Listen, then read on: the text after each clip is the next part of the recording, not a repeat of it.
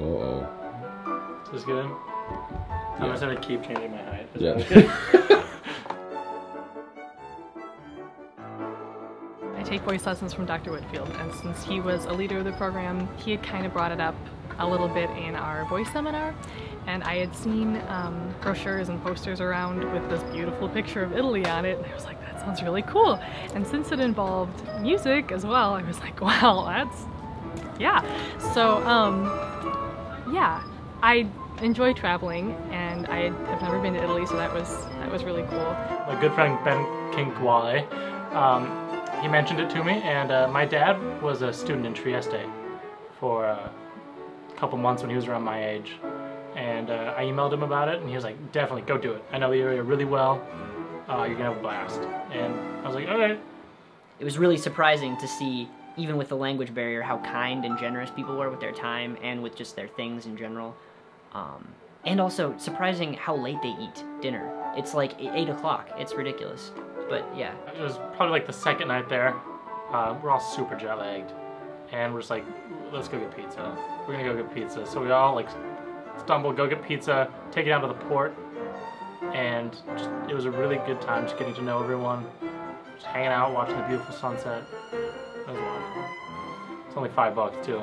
Really? Yeah, like it was so cheap and it was so good. It was made super fresh, like just at the store, like across the street. And you'd go like, can I have pizza? They'd be like, what do you want on it? And I'd be like, pepperoni. They're like, we don't have that. We have spicy sausage though. And I was like, yeah, I want that. Give me one of those. It's super fresh. The crust is super thin. I want to go back just for that. But yeah, I think just the overall feeling while I was there, just being relaxed and not having to worry about doing music theory homework or doing German homework while I was there. I was just there to sing and to make music and to make friends. And so that was really enjoyable, really fun. Like I just had to focus on that one thing, which I really enjoy doing anyway. So. There's like a specific rock that I used to like go to, and I would just sort of hang out there and think about things, and sort of be on my computer a little bit sometimes, and sometimes be on a pad. And it was, you know, it was a good spot to get things done because it was isolated, but at the same time you get to look at, and it's, oh, by the way, it's overlooking the entire this bay, so it's just like, you know, soaking it in. How can you get anything done? But somehow I figured it out. When I was in Italy, I got to talking with other people about other programs that they had been on. This program, they'd said, gave them the most exposure and the most opportunities to sing, and it was also just like a lot more fun than any they had been on. Just going on adventures, hiking and going to the beach and taking pictures and seeing all of the like natural beauty of the area just made the experience altogether phenomenal. I don't know, it was really, really cool.